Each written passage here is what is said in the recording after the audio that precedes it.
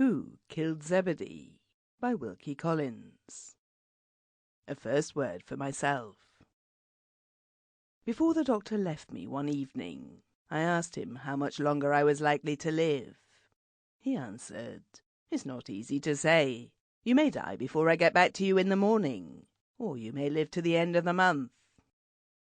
I was alive enough the next morning to think of the needs of my soul, and, being a member of the Roman Catholic Church, to send for the priest.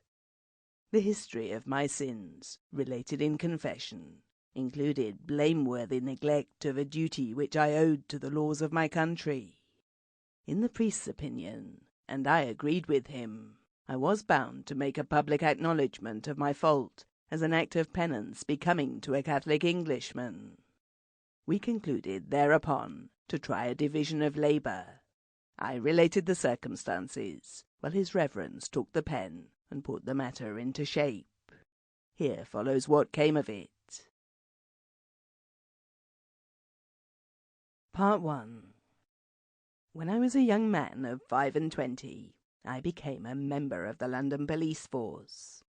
After nearly 2 years' ordinary experience of the responsible and ill-paid duties of that vocation, I found myself employed on my first serious and terrible case of official inquiry, relating to nothing less than the crime of murder. The circumstances were these. I was then attached to a station in the northern district of London, which I beg permission not to mention more particularly.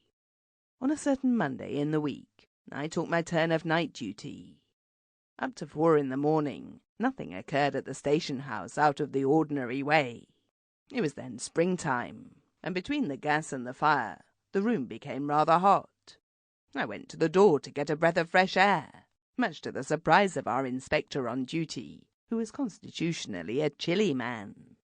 There was a fine rain falling, and a nasty damp in the air sent me back to the fireside. I don't suppose I had sat down for more than a minute when the swinging door was violently pushed open. A frantic woman ran in with a scream and said, "Is this the station house?" Our inspector, otherwise an excellent officer, had, by some perversity of nature, a hot temper in his chilly constitution. "Why, bless the woman, can't you see it is?" he said. "What's the matter now?" "Murder's the matter," she burst out. "For God's sake, come back with me. It's at Mrs. Crosscaple's lodging-house, number 14, La High Street. A young woman has murdered her husband in the night, with a knife, sir." Sample complete. Ready to continue?